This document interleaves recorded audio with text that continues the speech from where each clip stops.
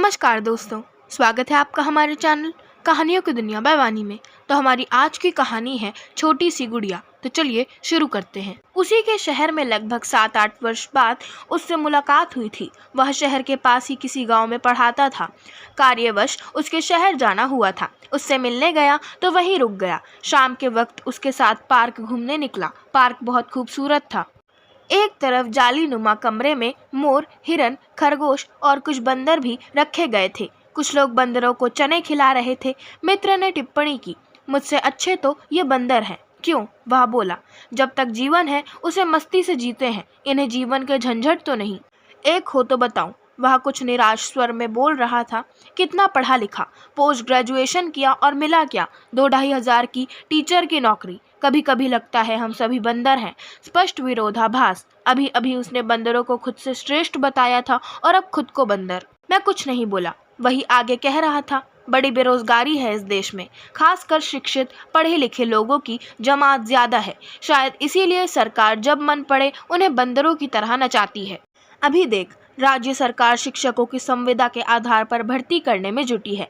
8-10 हजार वेतन के पदों को आराम से 3-4 हजार में भर लिया जाएगा। सरकार कहती है कि वेतन देने के लिए फंड नहीं है, तो फिर हर साल करोड़ों के घोटाले कैसे होते हैं? वह कोसे जा रहा था। मैं तटस्थ उसे सुन रहा था। जी भर के कोसने के बाद वह अपनी लाइन में आया। हम भी कोई बेवकूफ़ नहीं, थोड़ा बहुत पढ़ाया, फिर अपना काम धाम देखा।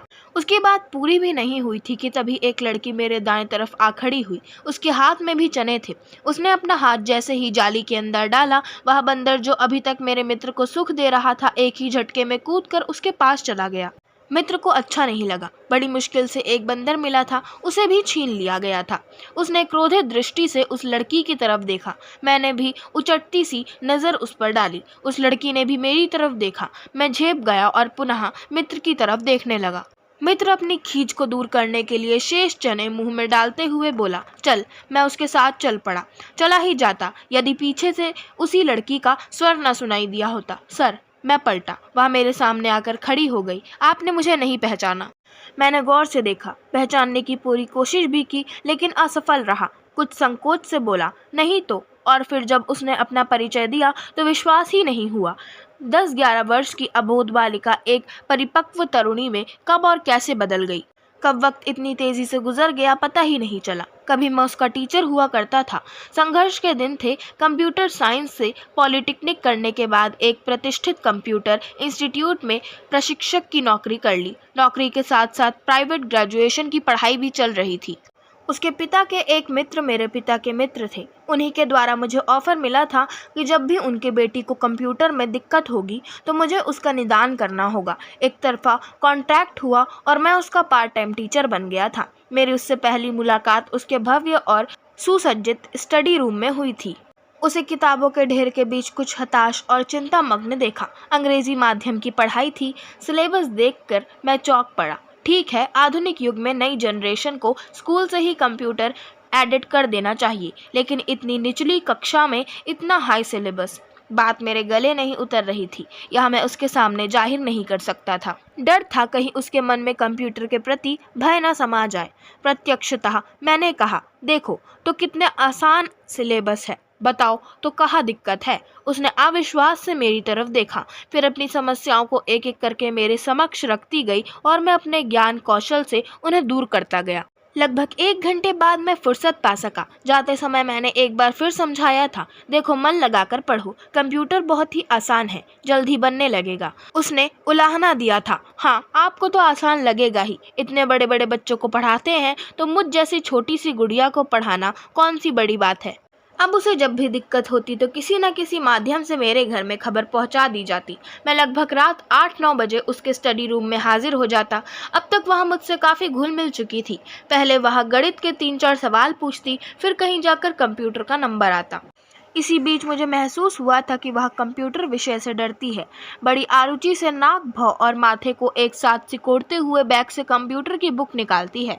मैंने उसे अभिप्रेरित करने के उद्देश्य से ही कहा था, देखो मॉडर्न युग में कंप्यूटर बड़े काम की चीज़ है। तुम कितना भी पढ़ लो, यदि इसका नॉलेज नहीं रखोगी तो अर्ध शिक्षित कहलाओगी। अर्ध शिक्षित मतलब? उसने पूछा था। मतलब हाफ एजुकेटेड पर्सन, और अच्छे से समझना चाहो तो आधा अधूरा ज्ञान। बात उसके हृदय में लगी थी शायद। हाफ एजुकेटेड पर्सन ही सुनकर वह सिहर गई थी। उस दिन से उसकी आरुचि लुप्त हो गई। वह मुझसे खुलती गई, कभी कभी इतनी बातें करती कि मैं अपना सर पकड़ लेता। एक दिन उसने पूछा, सर मम्मी पापा इतना लड़ते झगड़ते हैं फिर भी साथ क्यों रहते हैं? मैंने इधर उधर देखा, कहीं कोई सुन तो नहीं रहा। फिर उसे कुछ डपटते हुए कहा था, क्या यही पूछने के लिए बुलाया था? जो पूछना है जल्दी पूछो, आज मुझे जल्दी जाना है। आशा के विपरीत वह निर्भीकता से बोली थी, आप कैसे टीचर हैं? स्टूडेंट के एक शक को भी दूर नहीं कर सकते।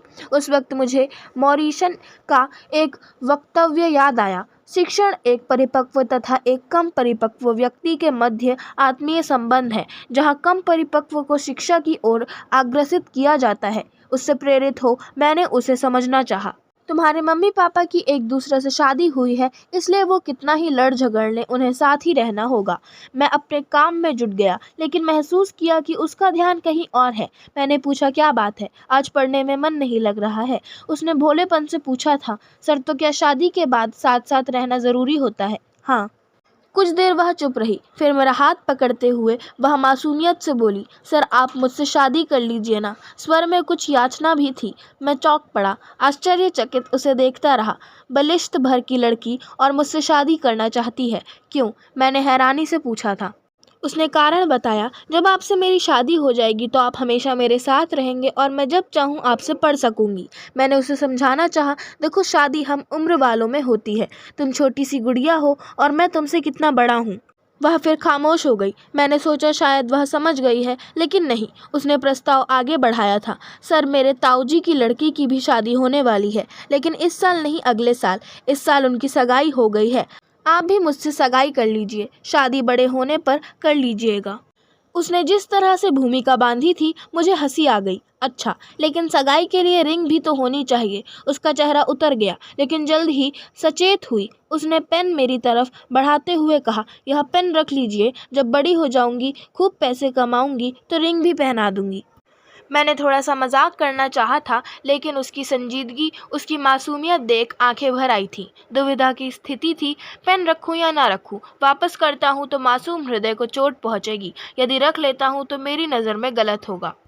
ठीक है, आज यह अज्ञान है, अबोध है, कल बड़ी होगी और समझदार भी। तब क्या नहीं सोचेगी कि मैंने उसकी अज्ञानता का अनुचित लाभ उठाया था। मुझे फैसला करना था और किया भी। कुछ सोच कर ही पेन रख ली और उसे समझाया, देखो तुम्हें जब भी मेरी ज़रूरत हो बुला लेना, मैं वैसे ही आ जाऊँगा। इसके लिए शादी करना ज़रूरी नहीं, और ये बातें किसी से दोबारा मत कहना। वह हंसी थी, एक निश्चल हंसी। मैंने उसके गाल पर प्यार भरी थपकी दी। इससे पहले अखबारों में ऐसे दर्जनों केस पढ़ चुका था, जिसमें शिक्षक ने ही अपनी मासूम और भोली भाली छात्रों के साथ दुष्कृत्य किए थे। कैसे और कौन लोग हैं? शिक्षक तो दूर, क्या इंसान कहने लायक भी हैं ऐसे लोग? शायद नहीं, यकीनन नहीं। उस दिन पहली बार मन में आया था, हे ईश्वर, यदि मेरी बेटी हो तो बिल्कुल इसी तरह हो, छोटी सी गुड़िया की तरह। परीक्षाएं हुई और वह चौथी पास कर गई। मेरे लिए खुशी की बात थी कि उसने कंप्यूटर में अच्छे मार्क्स पाए थे। आशा की कि अब मेरा पारिश्रमिक भी मिल जाएगा। खुद कहकर मैं अपनी इज्जत कम नहीं करना चाहता था। इंतज़ार करने लगा कि कब उसके पिताजी बात चलाएं। धीरे धीरे 1 साल और गुजर गया, लेकिन उनकी तरफ से कोई पहल नहीं हुई। मैं अब भी उससे पढ़ाने जाता था। क्या करूं? वादा जो किया था, लेकिन वह उत्साह नहीं रह गया था। इस भौतिकवादी समाज में जहां पग पग पर धन की ज़रूरत होती है, कौन और कब तक बेगारी कर सकता है? मैंने संतोष कर लिया, चलो बदले में पैसा नहीं सही, एक बच्ची की मनः स्थिति को समझने का अनुभव तो मिला। इधर वह छठी में गई और मैंने खुद का व्यवसाय प्रारंभ कर दिया। घर से जल्दी निकलता था और देर से लौटता था। समयाभाव होता चला गया। उसके संदेश अब भी मेरे घर आते। 1-2 बार मैं गया भी, लेकिन ज़्यादा दिन तक यह क्रम न चल पाया। उसके संदेश आने बंद हो गए। शायद वह मेरे समयाभाव को समझ चुकी थी। समय तेजी से गुजरता गया। मेरी शादी हुई और 1 वर्ष के अंतराल में ही एक बेटा भी। इतना व्यस्त होता गया कि उसकी शक्ल सूरत भी दिमाग से उतर गई। वह सामने खड़ी थी। मैंने उससे पूछा था, यहाँ कैसे? उसने चहकते हुए जवाब दिया था, सर मैं IT से इंजीनियरिंग कर रही हूँ। सुनकर आश्चर्य हुआ, IT से? क्यों, तुम्हें तो कंप्यूटर से डर लगता था ना? था, उसने जोर देकर कहा। अब नहीं लगता। आपकी हाफ एजुकेटेड पर्सन वाली बात हमेशा याद रही थी। अच्छा, मैंने और कुरेदना उचित नहीं समझा। अब वह परिपक्व है, उसने बात बदलते हुए कहा था। सर, आज टीचर्स डे है। Happy teachers day sir. वह मेरे पैर छूने के लिए झुकी थी। मैंने बीच में ही रोकते हुए कहा था, अरे यह क्या कर रही हो, ये सब पुरानी परंपराएं हैं, कंप्यूटर युग में नहीं चलती। फिर भी उसने जोर देकर मेरे पैर छू ही लिए। मुझसे विदा लेते समय उसे दुख था कि मुझे गिफ्ट देने के लिए उसके पास कुछ भी नहीं है। मैं अपने आप को रोक ना पाया। उसी तरह प्यार से उसके गाल पर थपकी दी। आंखें भर आने को थी। मुश्किल से कह पाया था, कोई बात नहीं, वो पेन आज भी मेरे पास है, तुम्हें याद हो ना हो। उस दिन भी टीचर्स डे ही था। वह चली गई। पीछे से मित्र ने पूछा, कब पढ़ाया था इसे? मैंने कुछ तल्ख स्वर में कहा, उसी ज़माने में जब मैं तुझ जैसी सोच रखता था। वह तिलमिला गया। एहसास हुआ भाषा गलत है। मैंने नम्रतापूर्वक उसे समझाना चाहा, देख, यदि वेतन कम है, गुजारा ना हो तो कोई दूसरा काम कर ले, लेकिन ईश्वर के लिए एक शिक्षक के कर्तव्य व उसकी गरिमा को ना भूल। नहीं तो कागज पर 100% साक्षरता होगी, किंतु वास्तविकता कुछ और होगी। सुन, वह हौले से मुस्कुराया था। शायद यह उसकी मौन स्वीकृति रही होगी।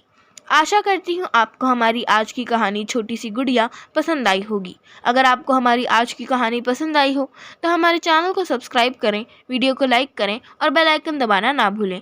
और हमें कमेंट कर ज़रूर बताएं कि आपको कैसी कहानियाँ पसंद हैं।